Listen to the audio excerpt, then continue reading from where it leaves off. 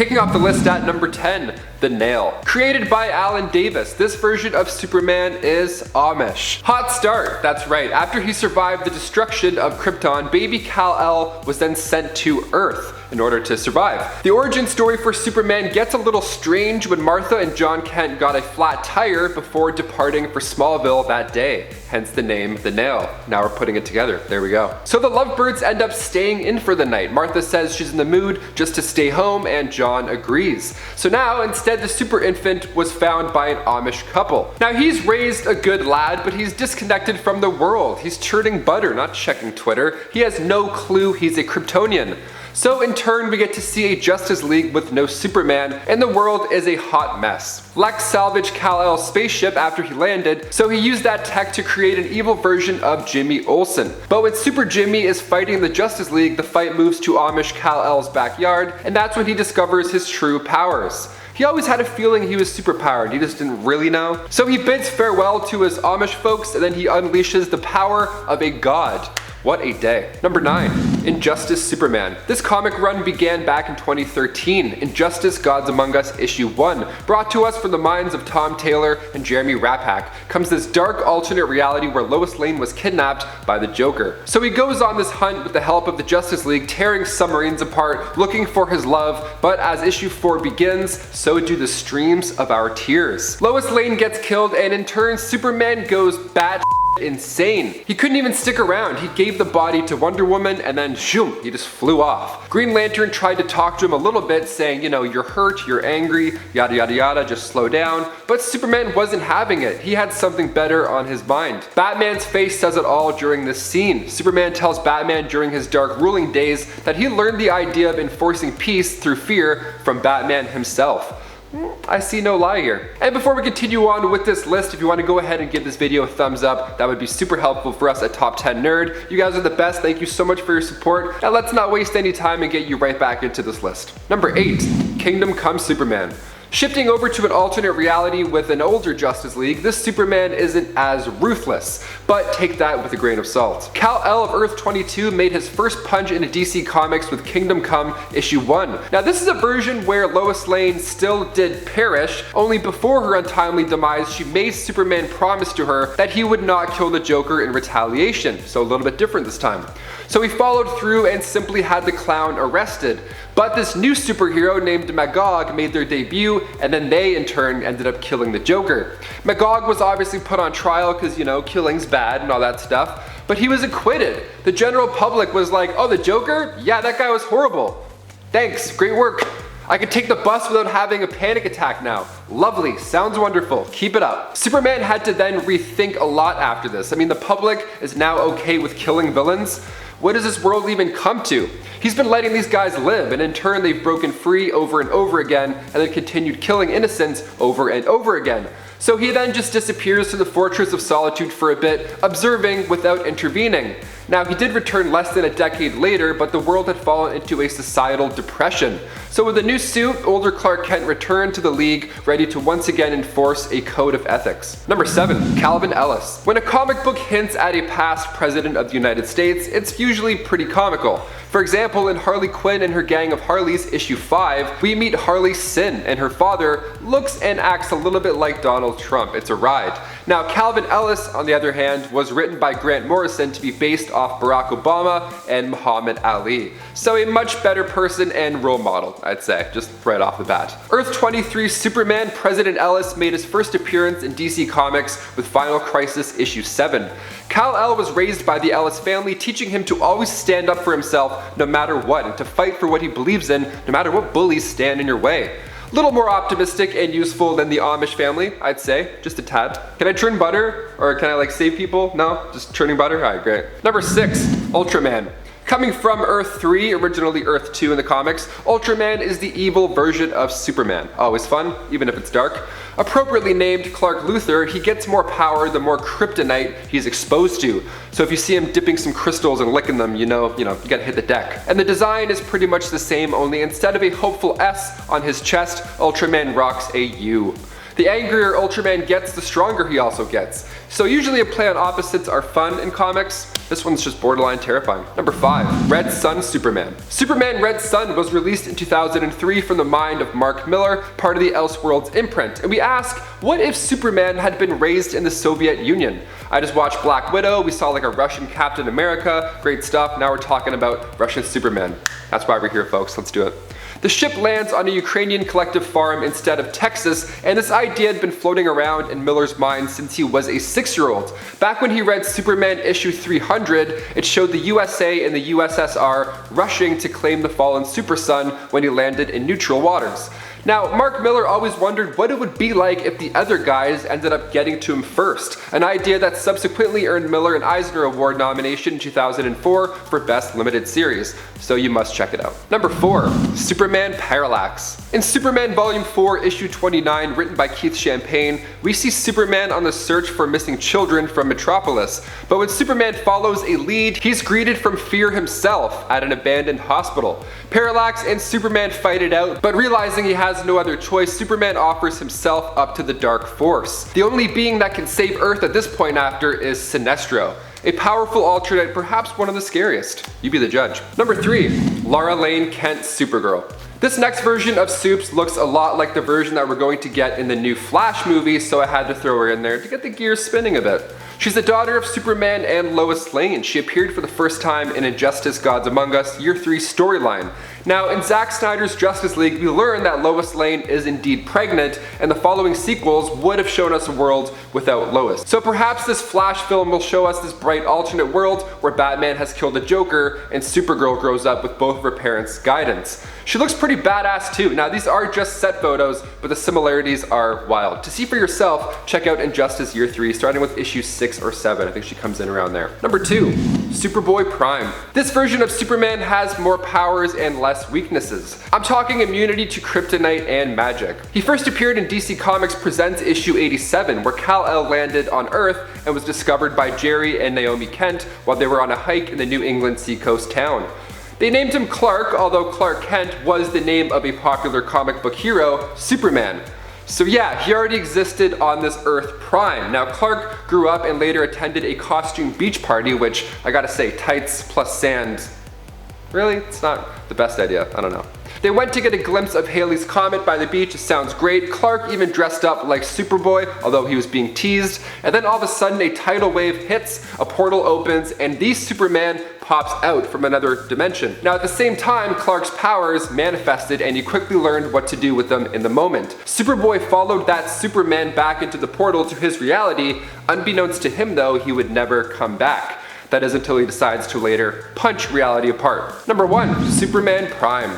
Superman of the 853rd century. He's literally a living extension of the sun at this point in time, so we gotta finish with him. He left Earth way back in the late 21st century once everybody he cared about passed away.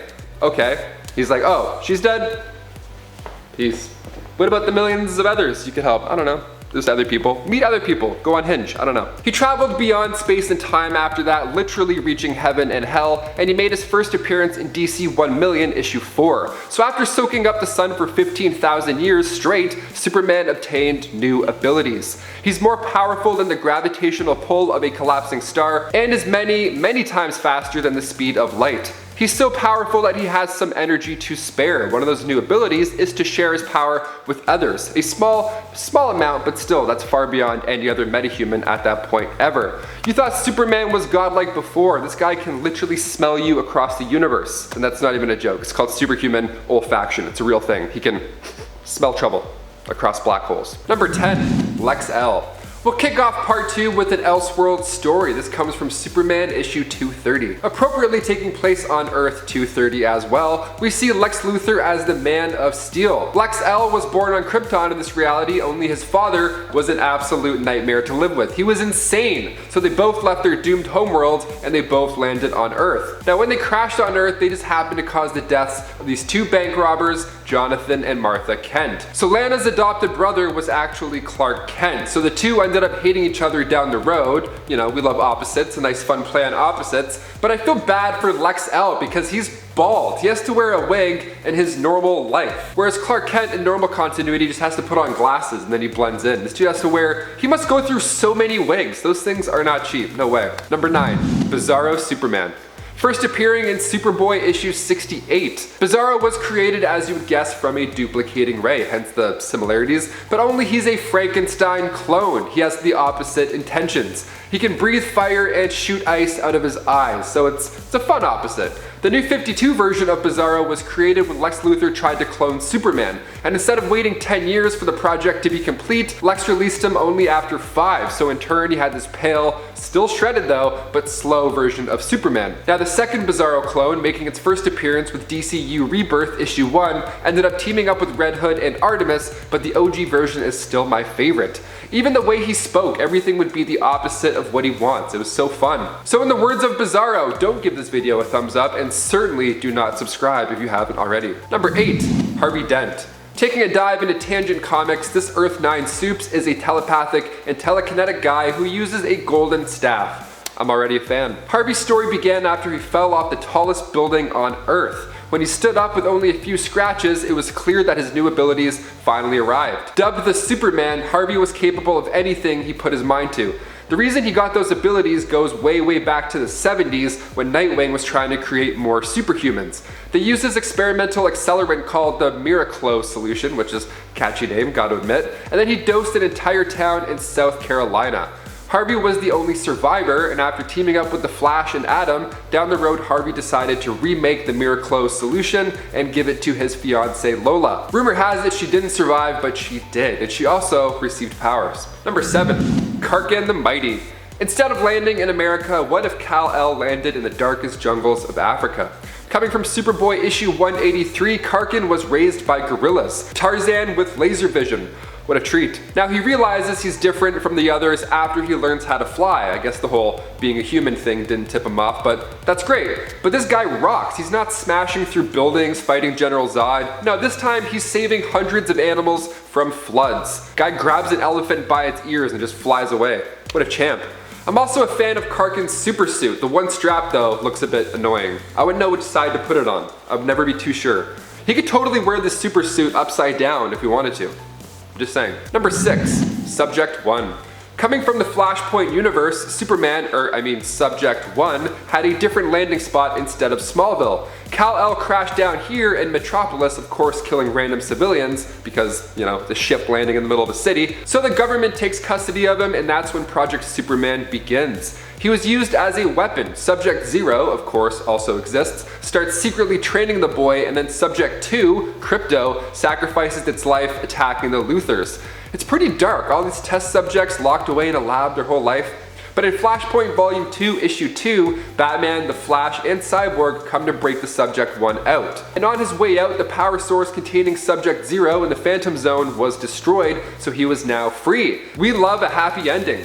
In a timeline that's been ripped apart, that is. Number 5, Justice Lord. Coming from the animated universe, 2003 Justice League episode titled A Better World showed us one that's rather darker. This parallel universe showed Kal-El and the Justice Lord storming the White House. President Lex Luthor had just executed the Flash, and the team wasn't too happy about it. So Batman and Wonder Woman fought off the Secret Service while Superman tells Luthor that he's taking him in. Now Lex is obviously insane, so he has a button that can just start a nuclear war if pressed. One of those easy buttons, just, you know, a nightmare. Now he's threatening Superman, saying that he needs to use deadly force if he wants to save the people, so Superman does. His eyes glow red, and when Batman and Wonder Woman come back in, it's too late. They can smell his corpse. It's really gross. Superman though, he was all smiles. This was just the start. Now it cuts to a couple years after this point and the Justice Lords were ruling the Earth. And of course freedom was not included. Number 4, Composite Superman. Joseph Meach made his first appearance in World's Finest issue 142. He was a diver struggling to get by, so he put on this sidewalk diving show. You know, those sidewalk diving shows we always come across. He jumped from a high building into this water tank, but the water, unbeknownst to him, was actually leaking out. So when he went to jump, he almost landed in a practically empty tank, but Superman thankfully saved his life. Now on top of that, Superman even gave this guy a job. He employed him as a custodian at the Superman Museum. So Joseph was pretty bitter after this point. He had his own misfortunes, plus he's now shining Superman's cape all day. I get it, but when a lightning bolt hit the statue of the Legion of Superheroes, Joseph got all of their power somehow. So he used this new shape-shifting power look to look both like Batman and Superman, going by the composite Superman. So Meech would plan these situations for Batman and Superman to show up and save the day, but they were rigged to make these heroes look stupid. His powers were impressive, but not permanent. He reverted back to human form one day with no recollection of what he had done. Number 3. Cyborg Superman. Hank Henshaw made his first appearance in Adventures of Superman issue 465. He was a scientist, astronaut, and team leader of the Excalibur crew. He was joined on this LexCorp space mission by his wife and 2 others. A lot of Fantastic Four vibes going on here, that's for sure. In fact, after the cosmic rays got to the crew, the powers were actually quite similar. Terry, Hank's wife, was essentially the Invisible Woman, whereas Hank, his face started to melt off. It actually ended horribly for everybody but Terry. Now Superman saved her, the others it was too late, but in Adventures of Superman issue 468, it was revealed that Hank lived through iCloud. Yeah, basically he transferred all of his consciousness to LexCorp's mainframe, and then he took over NASA's equipment, and then he beamed his mind into the birthing matrix, the pod that carried Superman from Krypton. So now he was able to travel the cosmos and learn about other local life forms and their history. And he eventually came to the conclusion that Superman was evil and needed to be stopped. So he recruited Mongol and planned his revenge, but after Superman died battling Doomsday, Hank claimed to be the Superman reborn. Not a bad plan. So far he's killing it. Number 2, SUPERDOOM. Coming from Earth 45, this Superman was also a project gone wrong. He first appeared in Action Comics Volume 2, Issue 9 when Jimmy Olsen created a machine that could turn thoughts into reality. So the gang decided to make a robot Superman. What could go wrong, I wonder? They ended up selling this device to Overcorp, which made it into a Superman the Last Night of Tomorrow, aka the monstrous SUPERDOOM.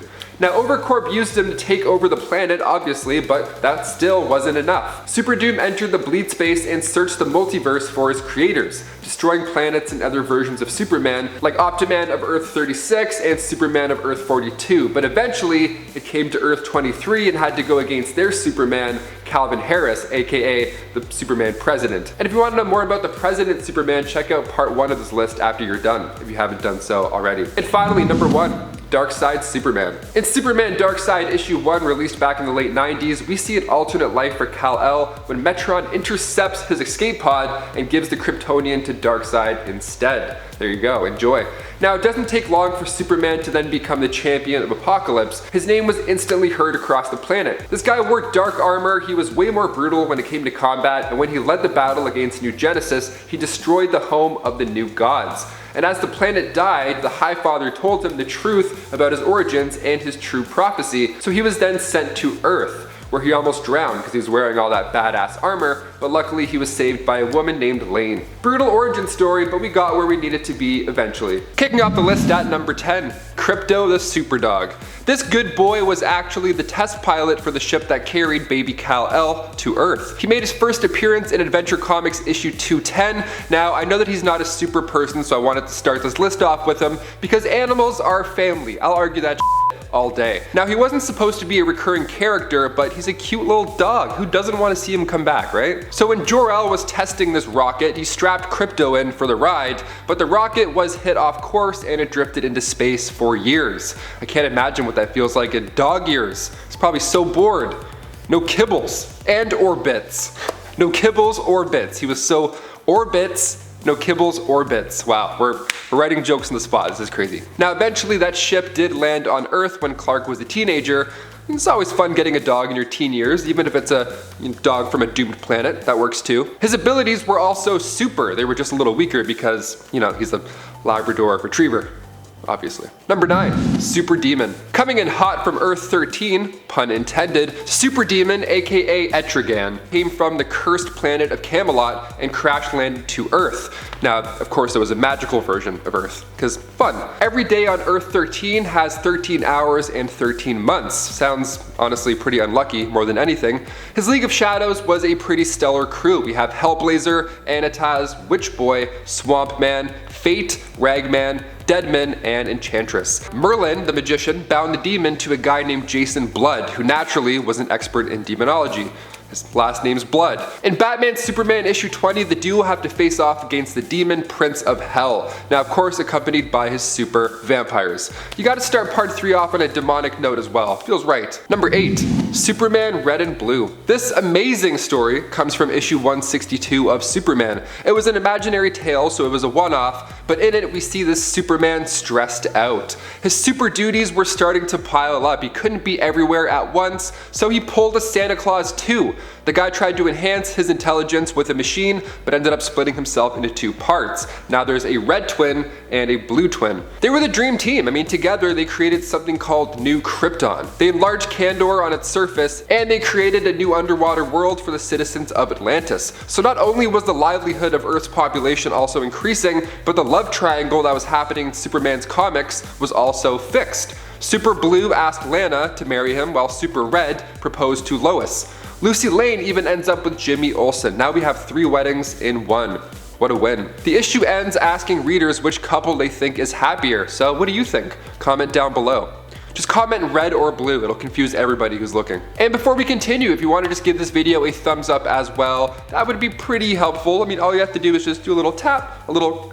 That's it, and then we all go home smiling. Isn't that wonderful? You're the best. Thank you so much for watching. Now back to some crazy alternate Superman. Number 7, Eradicator. Created by writer Roger Stern and first appearing in Action Comics Annual 2, the Eradicator was this Kryptonian artifact over 200,000 years old. This dying alien race created these devices in order to preserve their culture. It's kind of like when we sent that spacecraft out and it had like old music on. They're like, hey, whoever finds this is our culture. A group of aliens arrived to Krypton. A militarist faction led by Kal-El killed them and then corrupted one of these devices to preserve his idea of Kryptonian culture. The Eradicator would simply eradicate alien influences after this point. He was a weapon that became sentient. That sounds bad already, but when you add in the fact that the Eradicator has most of Superman's powers, it gets even worse. The sentient Superman has these amazing abilities: super strength, speed, heat vision, flight, the whole package. Plus he was originally a program from Krypton, so his history game is on point.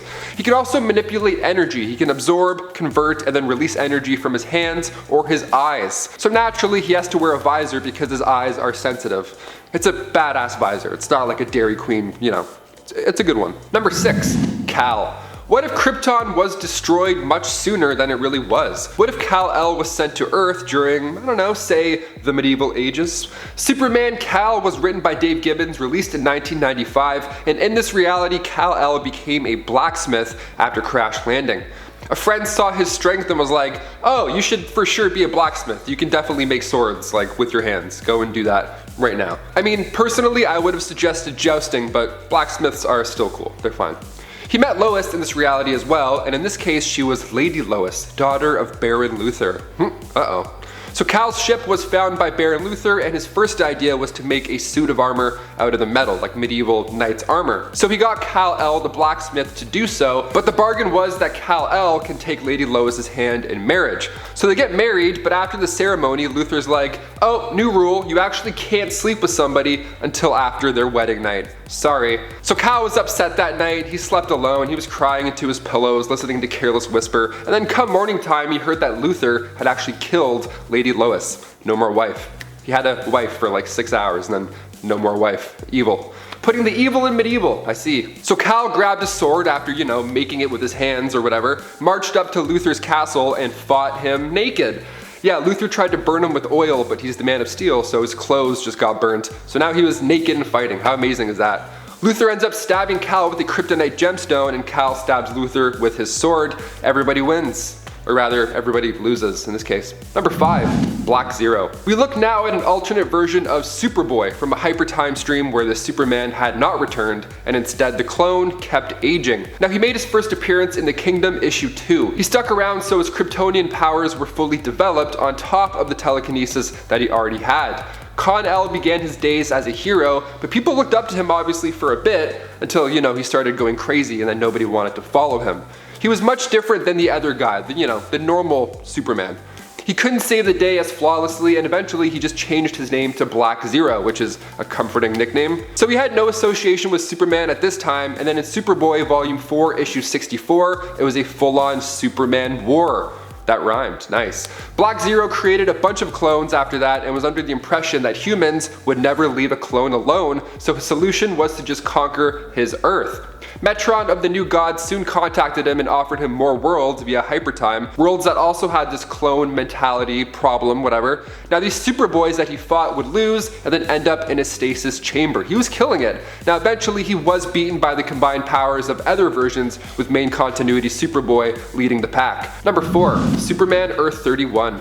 In Batman The Dark Knight Returns issue 3, we meet Earth 31's dark take on the Man of Steel. This comic inspired Batman vs Superman Dawn of Justice because when Batman comes back to fight crime, he goes a little too hard with it. His methods are definitely messy. So Superman is sent in to stop the Caped Crusader. Now this Superman is a little less happy-go-lucky like some others on this list. Him and Lois have gotten divorced. He works for the corrupt US government, so they have a say on who he fights now and what he does. Some of Frank Miller's finest work, honestly, if you ask me. This is the same story that introduced Carrie Kelly as the new Robin. A must read. A little better than Dawn of Justice, just a little better. Number 3. Centaur Superman. Superman Wonder Woman Whom Gods Destroy was an Elseworlds imprint released in 1996. It's a 4-part miniseries that shows us a world where the Germans won World War II, and Bruce Wayne is also the president, and Harpy's working for Cersei kidnapped Lana Lang. What a time. So Clark and Lois fly over to Europe to find her. They book a flight, but during that flight, Harpies come back and the plane goes down over Germany. The goddess Athena turns Lois into Wonder Woman, and then she goes toe-to-toe with Diana, Wonder Woman, who at the time was working on the German side. And then as for Clark, after the crash, Cersei turns him into this crazy centaur. At this point, it has Shrek 2 vibes all over. It's just this mighty stallion on top of a hill with all the ladies below, centaur ladies below, just racing to greet him. They're like, who is this handsome man? And then they all just raid towns and party with their hooves and their good times. Honestly, it's a great time for Superman here, but for everybody else, it's just a nightmare. Number 2, Supergirl. Making her first appearance as Lois Lane Superwoman back in 1943 in Action Comics issue 60, Supergirl has appeared in DC Comics for the first time a few times, actually quite longer than you think. The first time was a dream sequence. DC was testing the waters out at this point. So Lois ends up getting hit by a car. She's hospitalized, and then she dreams that she received a blood transfusion from Superman and in turn got his powers as well. A pretty fun dream considering you were slammed by a car moments earlier. Could be worse. So in this dream, she was Superwoman and had her own costume, the whole thing, and then in Superman issue 123, Jimmy Olsen uses a magical relic to wish Supergirl into existence. DC was trying out the Supergirl idea in a way that wouldn't impact the comics. So in that same comic, she sacrificed her life saving Clark, and then Jimmy wished her out of existence to fix the timeline. You know, instead of wishing to, I don't know, heal her.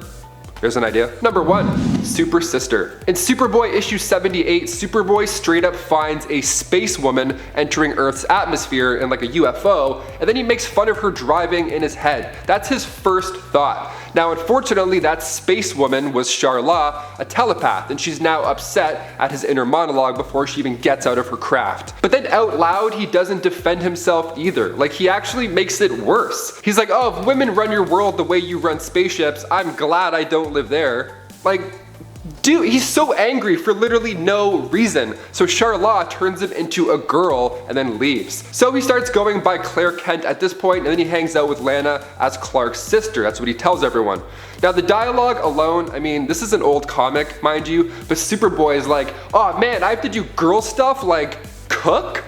He's watching the boys play baseball outside. He's like, oh, if only I could do baseball instead. Damn 1960s stereotypes. He gets changed back at the end after he learns his lesson or whatever, but again, it turns out to be a dream. It's like the writers were too afraid to even go that far in these early comics. What a mess.